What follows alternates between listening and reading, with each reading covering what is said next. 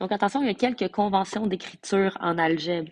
Donc, premièrement, si j'ai, disons, Y fois 2, je ne vais pas écrire Y fois 2.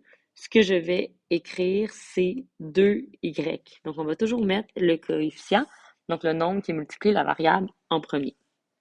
Disons, j'ai A fois 2 fois B, ben, je l'écrirai le 2 après le A, après le B. Quand il y a plusieurs variables, on va toujours les placer en ordre alphabétique dans un même terme. Alors, si j'ai, disons, genre 5YX, ben, ce que j'écrirais, c'est 5XY. Donc, ça, c'est quand on a un seul terme.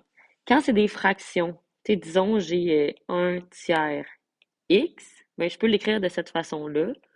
Ou je pourrais aussi multiplier comme le numérateur avec la variable. Donc, ça me donnerait x sur 3. Donc, même chose, si j'avais, mettons, 4 cinquièmes x, je pourrais l'écrire comme ça. Ou encore 4x sur 5.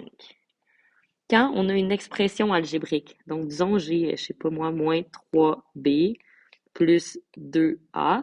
Donc, l'ordre des termes, si j'ajoute un plus 5, disons, ben, les termes, disons, je prends ce terme, ben, je vais le placer avant parce que ici, genre 2a, le a, c'est en ordre alphabétique. Donc, ensuite de ça, moins 3b, et les termes constants vont toujours terminer.